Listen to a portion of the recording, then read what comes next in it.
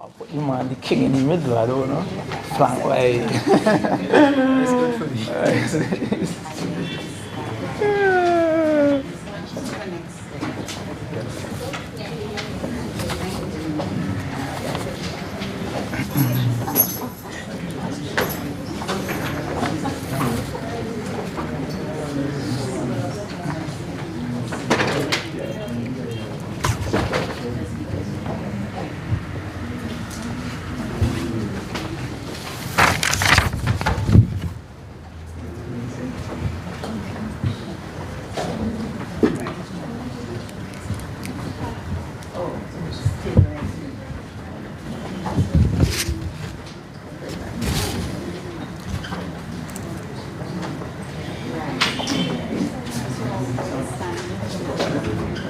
Because we start with it. We don't have it. Should be changed. We're not using music right now. Are you comfortable? Yes. Oh.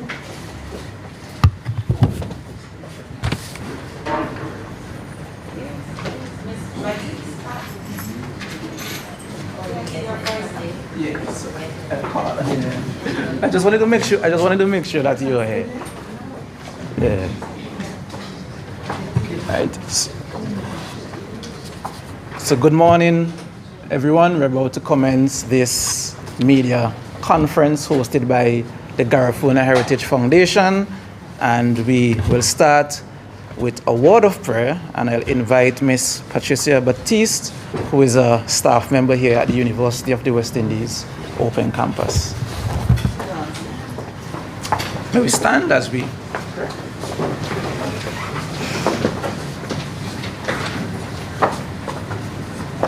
Thank you. Let us pray.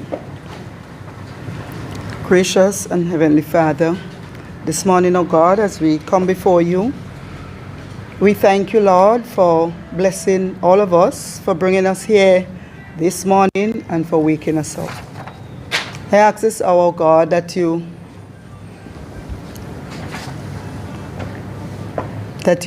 bless us as we are about to have this press conference, that you would help us all to get the information out, that those who don't know and who already know would be sensitized about the conference. Father, you know this conference is very important to all of us and to this country. May you continue to bless us and bless the proceedings this morning as we go forward. In Jesus' name, amen. Thank you, Patricia, and please let us remain standing for the singing of the national anthem of St. Vincent and the Grenadines. And I'll call on Miss Ulrika Games, and she will be singing the national anthem in Garifuna.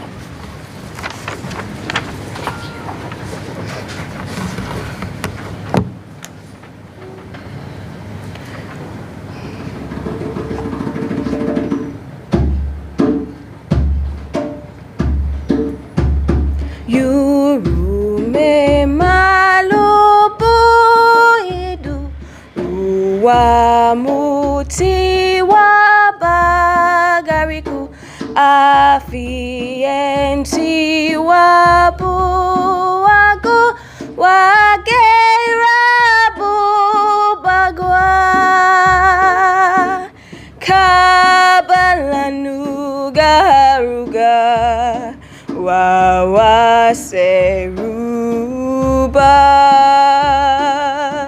Lawisani wa badinagwa Launuba fugureme Yurume malubu idu Iyuti harumati bibubu Wagenda lo sun we say bahari wagerale kabalanuga ruga wawa seruba la wiseni wa badinagwa la unuba fuagureme sungubo ulida wagera onda ramamalira iseni luagu barana luagu beya magumo chube legemechue kabalanuga ruga wawa seruba lawiseni wa badinagwa la unuba fuagureme.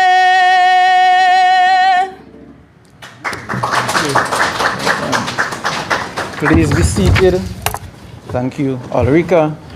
And every time I hear the national anthem of St. Vincent and the Grenadines being sung in Garifuna, it always gives me goosebumps. And I just want to say something about Ulrika and Shane as well, Mr. Shane Wynn, who provided musical accompaniment on drums.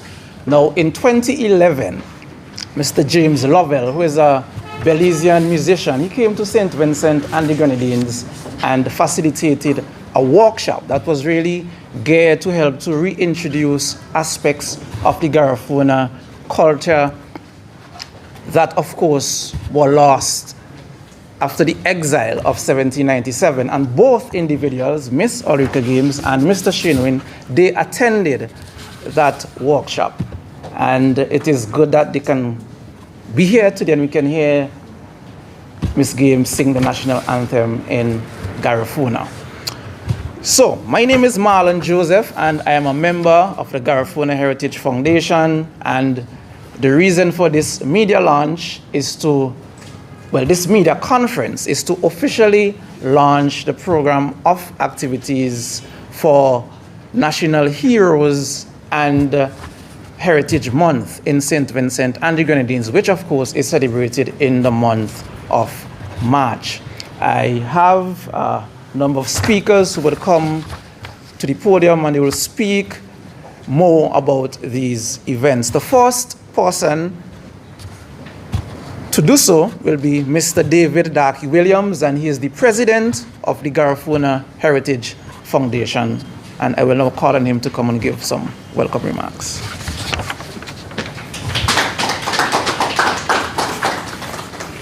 Thank you, Marlon. And let me say a heartfelt thank you to Ulrika and Shane. When James Lovell started in 2011, he continued for another 5 years coming to St. Vincent and doing these workshops. And for most of that time, Ulrika and Shane were participants. And they, we heard the language, aspects of the language from Ulrika's singing. And the rhythm that Shane played in accompaniment to Ulrika is also an authentic Garifuna rhythm. So Mr. Lovell's teachings has taken root, and that is what the Garifuna Heritage Foundation aims to continue to do. For the last 20 years, we have been engaging the public in matters concerning the Garifuna heritage and the Garifuna culture. And we have done so through quite a lot of activities that are common to Vincentians, but with a Garifuna heritage and a Garifuna culture theme. And part of what I'm going to do this morning is to update you after close to 20 years of activities. We're going to try to look at where we are. Through art competitions, essay competitions, exhibitions, all activities that we participate in on a regular basis, we have been able to engage the public to the extent that whenever we send out a call for participation in activities as part of our program, as part of our public engagement, that call is immediately answered, and very often we are oversold. We are overwhelmed by the participation of the general public. Because within the Garifuna Heritage Foundation, we believe that if you do not know, then the physical activities, the things like the dance and the songs and even the music, if you do not have that background, if you do not have a knowledge of the history, then you may not understand why you're dancing, the significance of why you are singing this language. How could you use the singing and the dancing and the music? How could you use that to enrich your life and to make a Vincentian statement? And that is what the foundation hoped to achieve in its programming. At this point in time, we are aiming to go into new areas, using new techniques, new devices for that engagement. One of the things that we have been engaging the public with is our conferences and the school's Garifuna Folk Festival, where schools throughout St. Vincent are asked to come to Victoria Park and participate in a whole day celebration by making presentations on themes related to the Garifuna heritage and the Garifuna culture. And some of those themes may involve artistic creations. For instance, I could remember us asking schools to use the colors of the Garifuna flag, yellow, black, and green. Yellow, black, and white. And use it creatively to create uniforms. We even had a fashion show that asked people to present fashions using the three colors. And that's the aim of our engagement, for people to become comfortable with this history, with this culture, and that you could use it in the many activities you do without having to feel a strain in approaching what is done. And I think we have succeeded to a great extent in getting people to accept the culture, the heritage, as a part of the Vincentian psyche. Since I've been sitting in the chair of president, I am surprised at the number of academic papers and the amount of research at the doctoral level that is being done across the world, not necessarily by Vincentians, by non-Vincentians. And I hope I am not being, or I won't be perceived as being slightly racist, but most of the people who study this culture, this heritage, and its survival are people of the white race.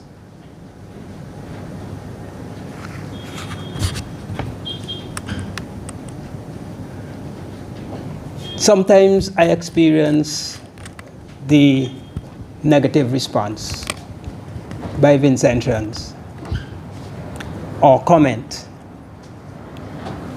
Why is anybody in St. Vincent called Chatoyer? What happened to that surname is it that people are ashamed of not carrying the surname? But wherever indigenous people have been disenfranchised, they use certain devices to protect themselves, so that nobody we don't know of anyone who would have taken the name Chatoyer as a means of preserving the name. There is a reason for that, reasons that we don't have to go into now, but it's about survival.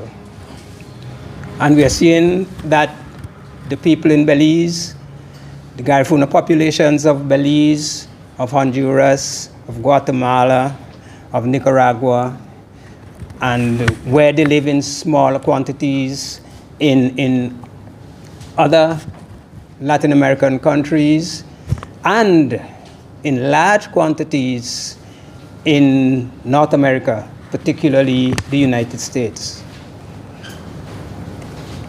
In cities such as New York, California, Chicago, Texas. So with that background, we're trying to get people to understand that this heritage, this culture, is extremely important to the Vincentian psyche.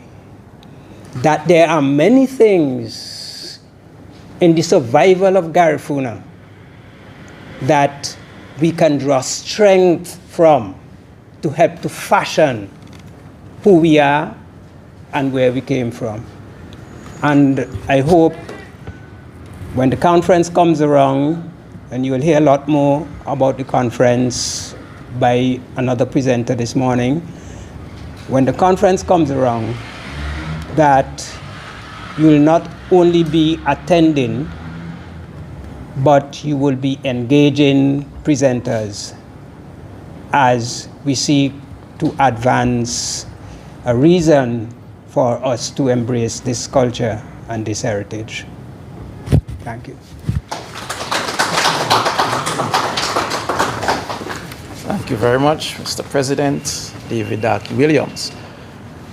The International Garifuna Conference is perhaps it has been over the years one of the key events hosted by the Garifuna Heritage Foundation in celebration of National Heroes and Heritage Month. And a very important partner to this event is the University of the West Indies Open Campus, St. Vincent and the Grenadines. And I will now call on Mrs. Camille Lakram, Officer in Charge at the UE Open Campus, SVG, to bring us some remarks.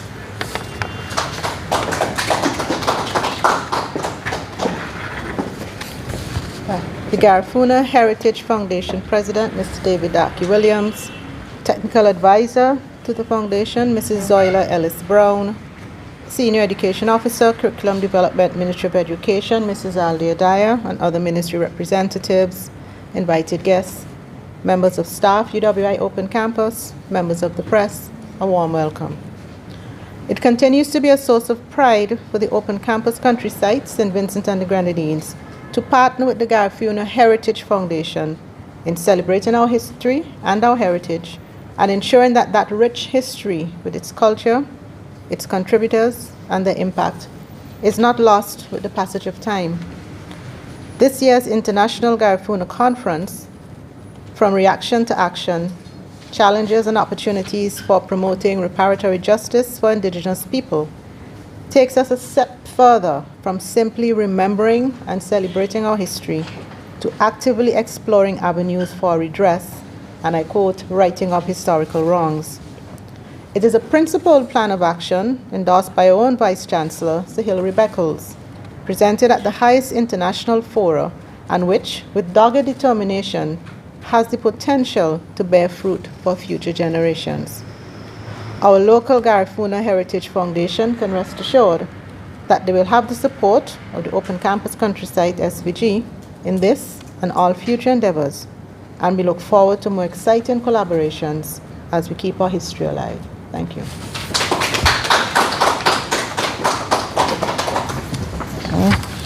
Thank you, Mrs. Lakram. Another important event is normally the National Schools Garifuna Folk Festival and History Depot. And another important partner is the Ministry of Education. And we have with us this morning Mrs. Aldia Dyer, and she is a Senior Education Officer at the Curriculum Development Unit within the Ministry of Education. And Mrs. Dyer is going to come and give us some remarks.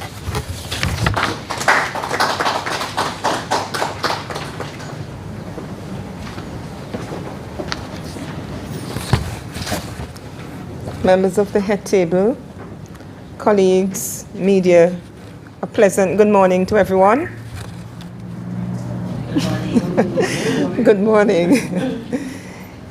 The Ministry of Education and Reconciliation is pleased to once again collaborate with the Garifuna Heritage Foundation to celebrate Heritage Month.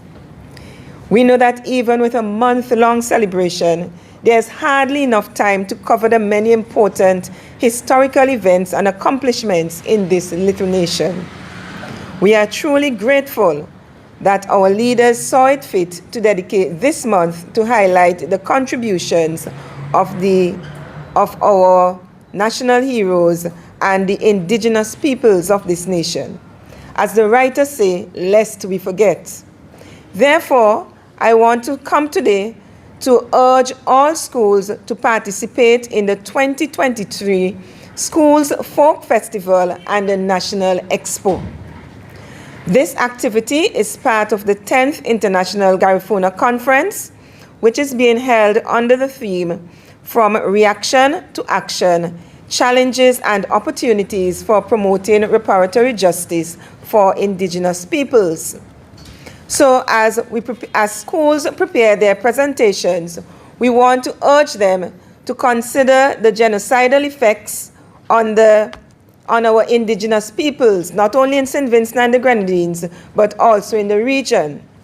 We want to urge them to consider the unjust wars waged against these indigenous peoples and their resilience. Without such resilience, we would not be preparing for these celebrations. So the objectives of the Schools Garifuna Folk Festival and National Expo is to enhance the public's knowledge of local history of St. Vincent and the Grenadines. We want to motivate students to research the socio-economic, political, and cultural heritage of St. Vincent and the Grenadines as an academic discipline and also as a leisure pursuit. Third, it is to foster among students greater appreciation for local history. And finally, to foster national pride among students and the entire Vincentian population. So, students can participate in various categories for the local expo. They are invited to present profiles of individuals considered to have shaped or played an important role in the history of St. Vincent and the Grenadines. We ask you to make creative and informative presentations. Students can also use costumes to enhance their presentations. The other activity is a display of local historical events, and we have many that you can choose from. The 1935 labor uprising, and next category, they can present food, local food, such as cassava, foods made from cassava, madongo bakes, and golden apple juice, etc. And then we also urge you to present, to collect and display old appliances. Many of them have gone out. We want to show our population where we have come from with the technology. So even old typewriters, some of our young children do not know what a typewriter looks like. And finally, they are encouraged to do cultural presentations, songs, dances, poetry, music, and so on. So it is my duty here to urge as many of our schools, all of our schools for that matter, to come out and to participate in the school's folk festival and the local history expo. We look forward to seeing you.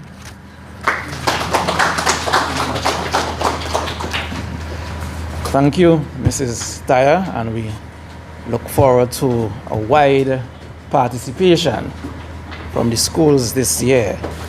With this being a Garifuna Heritage Foundation event, and considering the mission of the foundation, I don't think that this event will be complete without having some practical expression of Garifuna culture. So I'm going to call on Mr. Shane Wynn, and he will do a cultural presentation for us.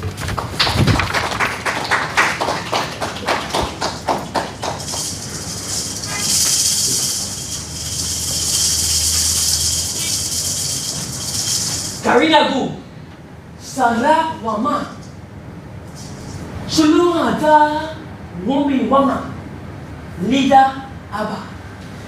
Hudu wa main wa funny nigga. Came on wa bottom of warm. Garifunas, get up, let us rise. The time has come to be as one. Let us unite. Let us raise our flags proudly.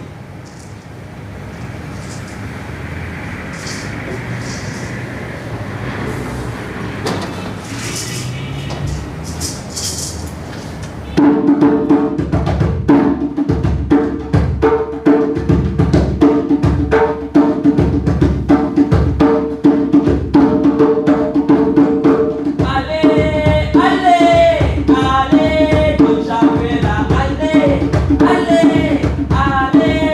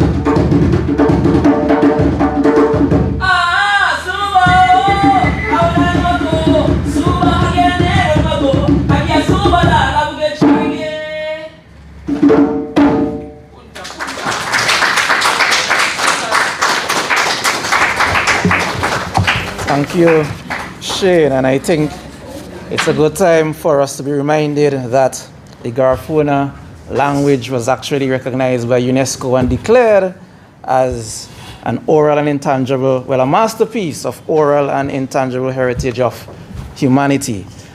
The next speaker will speak to us more about the National Schools Garifuna Folk Festival.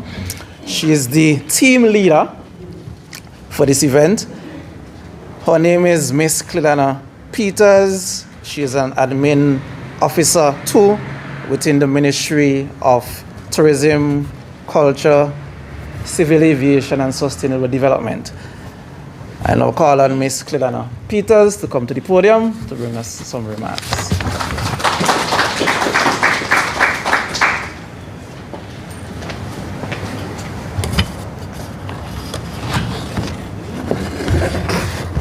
President of the Garifuna Heritage Foundation, Mr. David Dak Williams, Senior Education Officer, Mrs. Aldia Gums-Dyer, technical personnel within the Garifuna Heritage Foundation, Mrs. Zoila Ellis-Brown, Cultural Officer, Ms. Maxine Brown within the Department of Culture, media, other invited guests, good morning.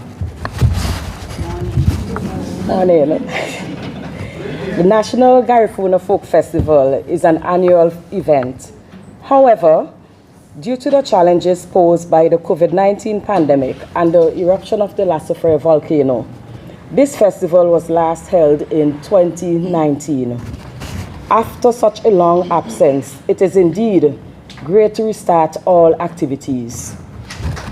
The 8th National Schools Garifuna Folk Festival will be held on the 3rd of March 2023 under the theme Children of Châteauneuf, Fruits of Our Heritage. The festival will commence with a march starting at the Bishop's College School grounds from 8:30 a.m. and ended at the Victoria Park, where persons would see cultural performances in song, dance, poetry, music, and choral speech from the various schools across the country. This cultural package begins at 9 a.m. Persons would also be given the opportunity to view an exhibition which would display artifacts, foods, and history of our ancestors. And this would be done by the secondary schools only. During this festival, students would be dressed in various outfits using Garifuna colors: yellow, which represents the Amerindians; black, the Africans; and white, the symbol of peace. The schools will be adjudged in various categories. During the march, the judges would be looking at the largest group of students, the most organized group, the best use of Garifuna colors. For the cultural presentation, schools will be judged for the most outstanding instrument, best drumology, most outstanding Garifuna dance, most outstanding Garifuna song, best choral speech, most outstanding poetry, most creative presentation, best overall Garifuna theme presentation. For the booth, most outstanding traditional booth, most outstanding research paper, most outstanding overall, that should be oral presentation, and the most creative local dish. There will also be attractions for the students. I am encouraging the schools to come out and to be part of this festival. Thank you.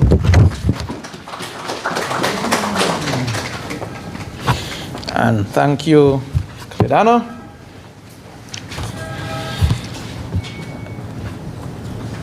Next up, we have Mrs. Zoila Ellis-Brown, who is the technical advisor to the Garifuna Heritage Foundation. Mrs. Brown will come and bring her remarks.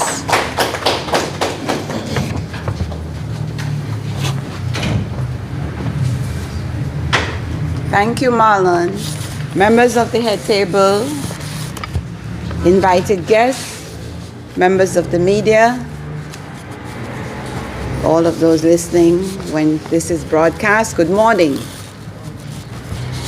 I I'm very proud to stand here to speak about our 10th International Garifuna Conference. This conference will commence on the 9th of March, 2023, Thursday, the 9th of March. And it is a major milestone for the foundation because it is going to be the 10th International Garifuna Conference. So we have been doing this now. This will be our 10-year anniversary. And I'm very proud of our organization and our collaborators, the UWI Open Campus, for going the distance with us for 10 years. Now, the theme of this conference is significant. From reaction to action, challenges and opportunities for promoting reparatory justice for indigenous people. Our president spoke a bit to the issue of what happened in relation to our indigenous people, the Garifuna, but there is also a significant event which occurred on the day when we will have our opening ceremony. And on 9th of March, 1797, 10 ships formed a convoy that took the Garifuna from St. Vincent to Roatan, 1,700 miles away from here. That was the date that their exile began. It is therefore a very painful day for those who left and for those who remain. And during our opening ceremony on the 9th, we hope to do a ceremony of remembrance for that, to mark the significance of that date. However, that is not all. It's also about survival, it's also about resilience. And therefore, we will, as our president said, speak to that in all the papers that will be presented at the conference. Now, what I will speak to is some of the background to this theme. In 2013, CARICOM launched the CARICOM Reparations Commission, which was spearheaded by our own Prime Minister, Dr. the Honorable Ralph Gonsalves.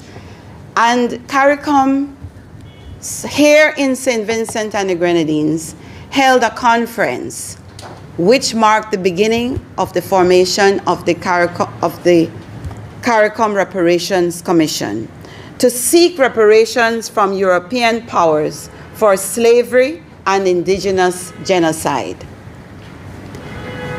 I still recall that conference, which was held at the Methodist Church Hall, and it was attended by participants from all over the region, as well as persons from a team of lawyers from England who were tasked with seeking to support the claim of the Caribbean people for reparations. Since that time, the CRC, the CARICOM Reparations Commission, developed a 10-point plan which outlined several strategic objectives for its work. As part of its 10-point plan, the CRC advanced the need for a proposal for an Indigenous Peoples Development Plan for survivors.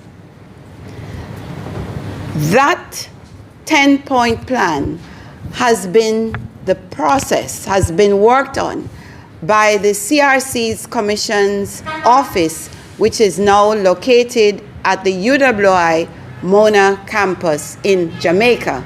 And it is headed by Professor Vereen Shepherd, who is the main person at the CRC's office. However, CARICOM is the first to admit that when it comes to the indigenous people's plan, there is nothing that has been done except the providing of a few scholarships to UWI. Therefore, there is work to be done. Hence, the need for indigenous people to seek to assist and to let our voices be heard in developing and contributing, making an input to the solutions which will deal with the issue of reparations for indigenous people in the Caribbean. We are not here only speaking about Garifuna. We are speaking about the various indigenous peoples in Dominica, the Kalinago. We're speaking about the indigenous peoples in Guyana, Suriname. All these are CARICOM countries, and they also have their needs addressed when it comes to the issue of reparations. Why is that? Because without going into much depth, it's a history we are familiar with in many ways. In the early 16th century, indigenous people exercised sovereignty over all the islands of the Caribbean before the arrival of the Europeans.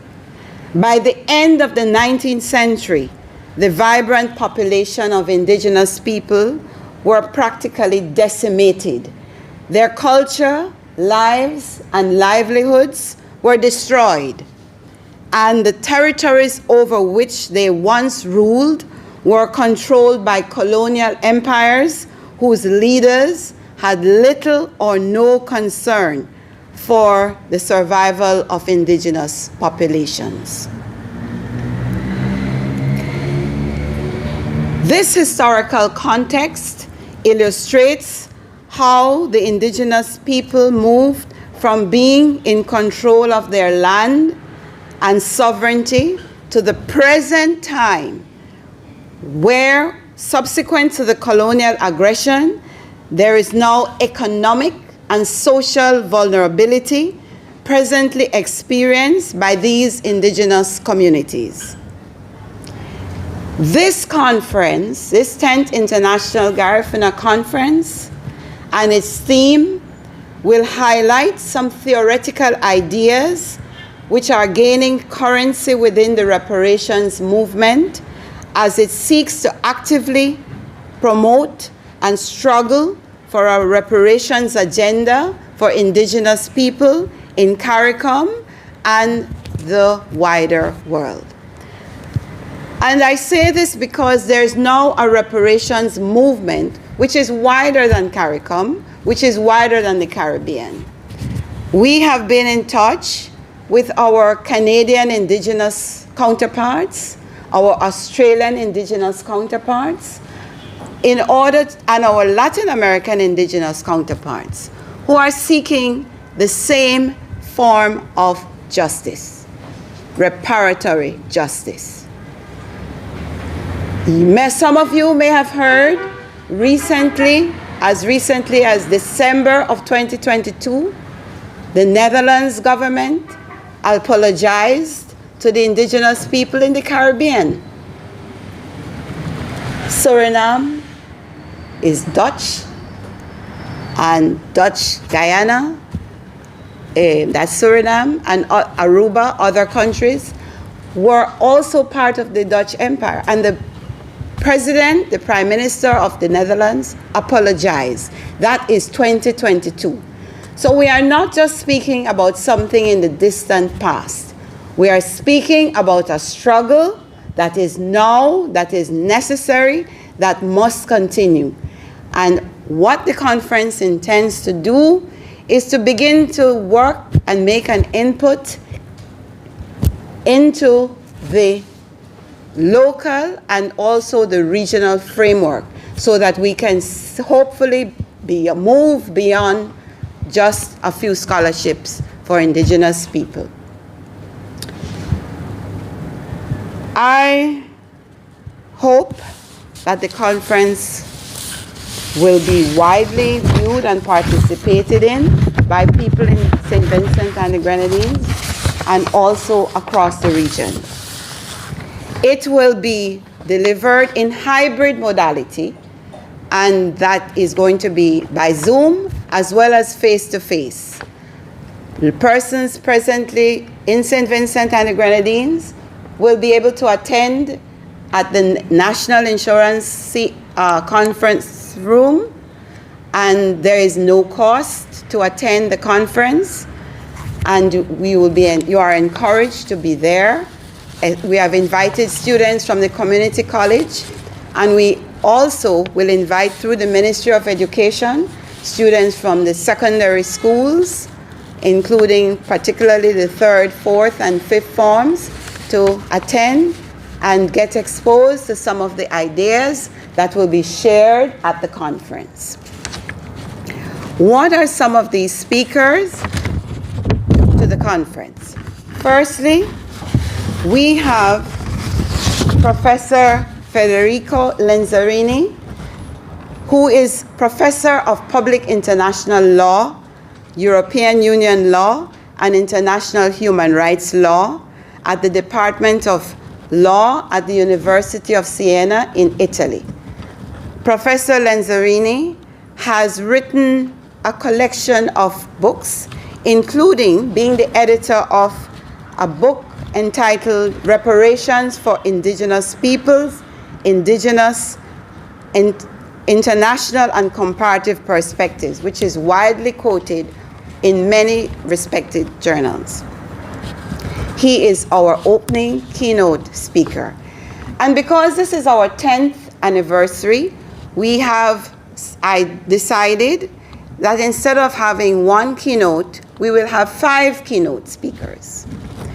Our second keynote speaker is Dr. Amy Strecker, an associate professor at the Sutherland School of Law, University College, Dublin, Ireland.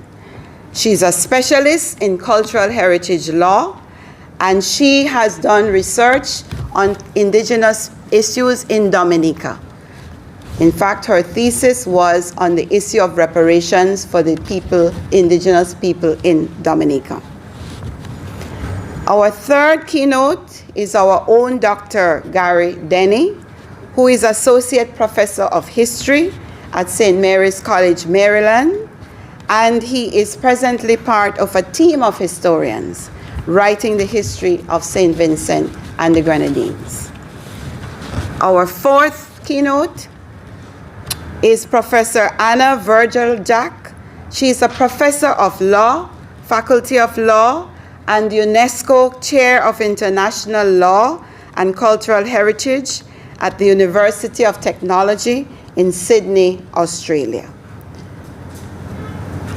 We have finally our fifth and closing keynote, our Prime Minister, Dr. the Honorable Ralph Gonsalves, who has also written on the issue of reparatory justice, and he will deliver the closing keynote address on March the 11th.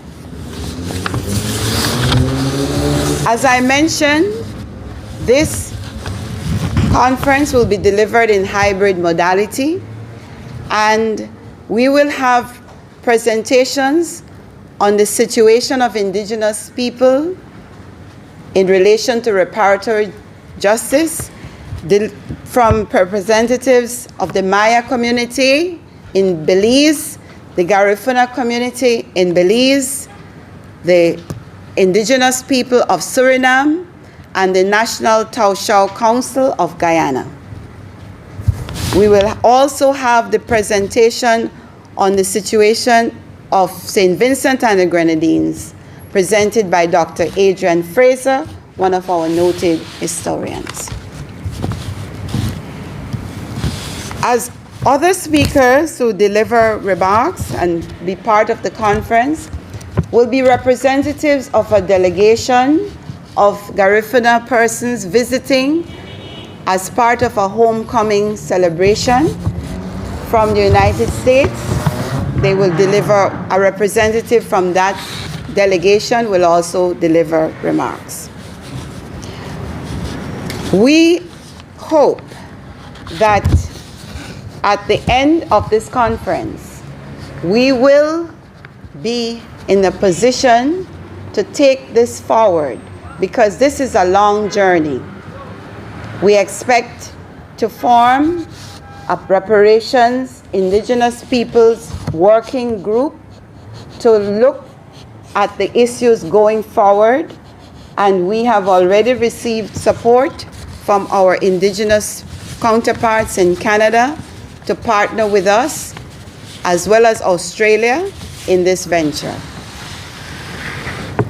We intend to let this be the beginning of a serious work on delivering to the indigenous communities in the Caribbean region, CARICOM, for a start, as an agenda which we can work with CARICOM in laying the groundwork for reparatory justice and action in the Caribbean region. Hence, the theme of our conference, from reaction to action. From 2014 to now, it's almost been 10 years. We need some action. Thank you very much.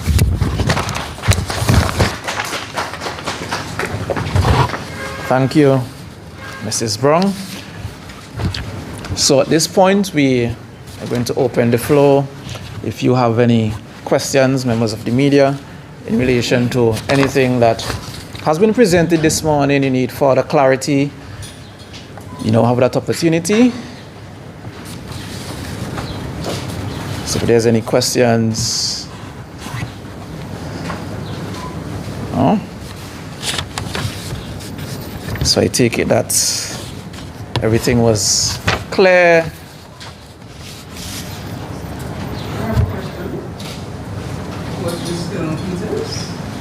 Earlier you stated that the student will be judged in different categories. Is it a competition? Yes, it's actually a competition.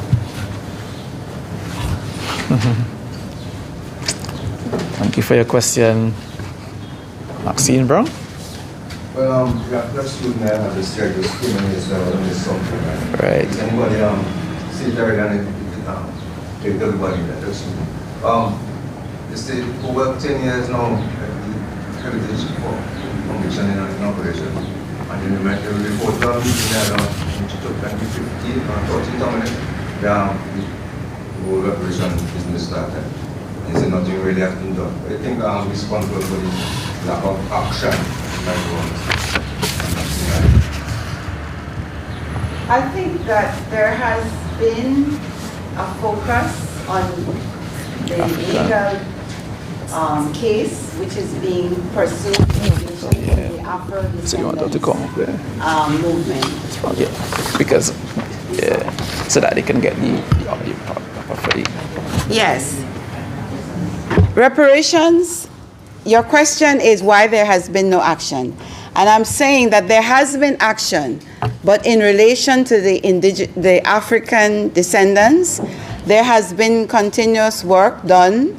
At this point, there's a legal case being put together by the CRC and the lawyers working with the counterparts, lawyers in England, to put the case for reparations for slavery. And I believe that they are quite advanced in their work of preparation of that case to present to the courts in relation to reparations from the colonial powers for Afro-descendants.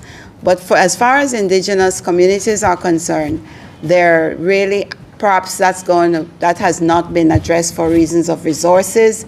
I don't know, but that is what we will probably hear about during the conference.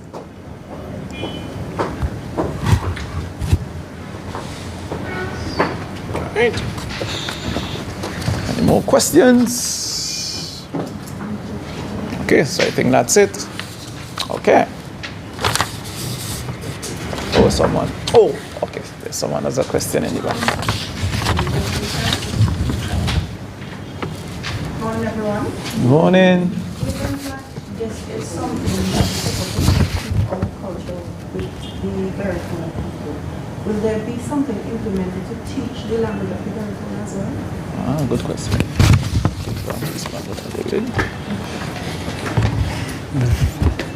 Thanks for your question. I could say yes, something will be done, but that is over the long term. It will not be immediately. As a matter of fact, we have been trying in the past to get a program like that going. I don't know if it is that we took the wrong approach by trying to get it directly to the schools, but that's where the halt took place. Preparations were done to have persons like retired teachers and so on from places like Belize and even New York to come and facilitate those workshops and the actual teaching. But there was a difficulty with the ministry. And so that have not materialized yet. But we'll continue to do the work to get it done. Can I add something to that, please? There was also a cost factor. To get a teacher to leave Belize and come for several months, because it's a new language, it's not familiar in terms of the lexicon. It's a different form of language, so it's not as familiar. It would take a longer time, and the cost for a person to leave wherever in Belize or United States to come and spend a whole year out of their teaching life was also a challenge. And also supporting them while they were here, paying them was a difficulty. I think that we have had expressions from the Ministry of Tourism and the Ministry of Education of the need, but I think the structural issues have not been worked out. And also, as I said, the personnel. But given the prevalence now of technology, it opens further opportunities for teaching online and so on. There are teaching courses, there are Garifuna language courses done privately online from people from the States and elsewhere that anyone can access, even at this point today. It's very much available, but those are private courses. But in terms of our interrelationship with the system here, that has not yet been worked out. In addition to the language, some people have been doing that, some of the cultural aspects of the Garifuna tradition, that really teaching practice in connected. Some aspects of the culture, like yes. The food, the music, the whole step of life, Yes. living and things like that. Separate from St. Vincent and the Grenadines as far as the Garifuna people have been. It seems to be like a disconnect then. Yes, there is, when exile took place, the Garifuna people took everything with them. But I wouldn't say everything. Certain aspects of the food, certainly the cassava, the bam, and the processing of cassava remain. But the language died. The spirituality is no longer practiced. The dance no longer practiced. And I think that the disconnect occurred. And that's a very important question, because one of the things that we hope to explore in the conference is why this happened.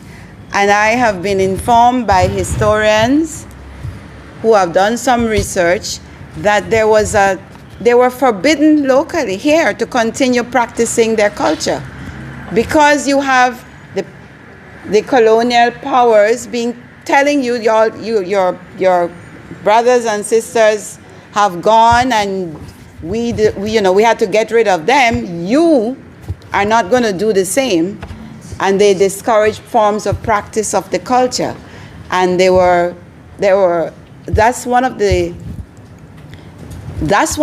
important things in relation to why today in St. Vincent and the Grenadines there is that disconnect, because there was a psychological pressure. I am convinced absolutely, and I have been borne out by persons who research this history, that how the local ones who remain were treated after the exile of 1797.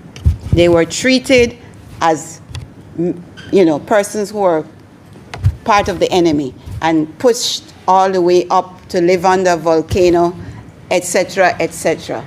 So there was strategy, because it was not. You can imagine how the British colonizing power were very angry that they had to deal with that resistance, to the extent that they had to ship the Garifuna out of the country. They couldn't deal with it. They couldn't go with them. They couldn't handle it. And therefore, they wanted to make sure that those who remained were crushed, and their spirits were crushed, and their culture was crushed, etc. So that is what reparations is needed for.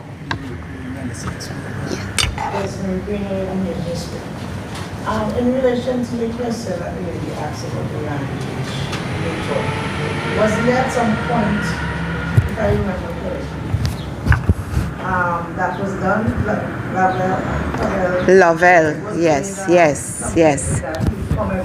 Yes, from 2011 he came, but he came, and it's not just him alone. We have to give this group. He was a mover and he was a trainer, but there was Mrs. Trish St. Hill, a Vincentian, who did a lot of work in New York to raise funds, to mount and organize for the program to be delivered here, and others, But that was private enterprise, and in the sense that they did it on their own, with their own resources and what funds they raised, and it became unsustainable.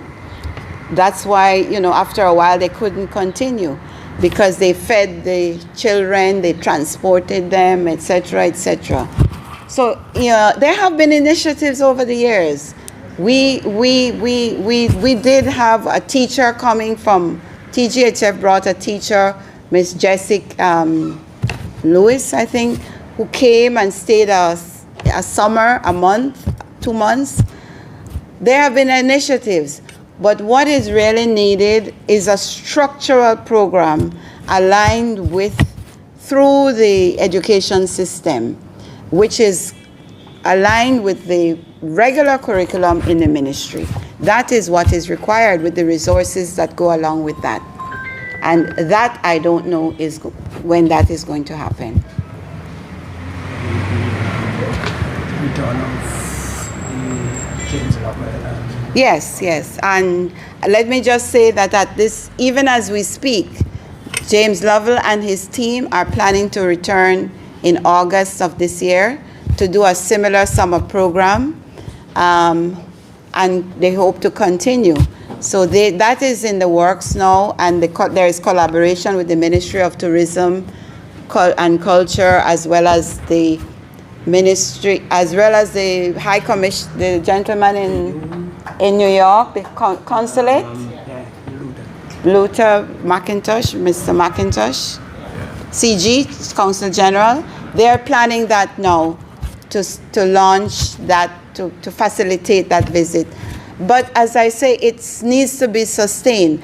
What impressed me is the fact that these young people, Miss Games and Mr. Shane Wynn, were able to retain that after all these years. I've always been impressed by the level of commitment that they and others have sustained. But for it to be in the system is what is really needed. Thank you.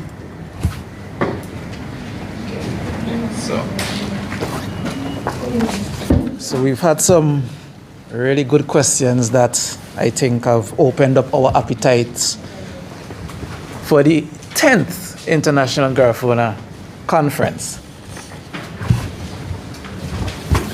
All right, so we have come to the end of this morning's media conference, and I want to thank Ms. Patricia Baptiste, who brought us the opening prayer, Ms. Ulrika Games, who delivered the national anthem in Garifuna. I want to thank also the president of the Garifuna Heritage Foundation, Mr. David Darkey Williams, Mrs. Camille Lakram, who spoke on behalf of the University of the West Indies Open Campus, St. Vincent and the Grenadines. Also Mrs. Aldia Dyer, Senior Education Officer in the Ministry of Education. Mr. Shane Wynn for his cultural item. Miss Clelana Peters, the team leader for the National Schools Garifuna Folk Festival. Mrs. Zoila Ellis-Brown, the technical advisor to the Garifuna Heritage Foundation. I want to thank as well Behel News Network for streaming this morning's event live, and a special thanks to all members of the media who took the time out this morning to be here for this media conference. Thank you so much for coming. We really appreciate you being here. Thank you.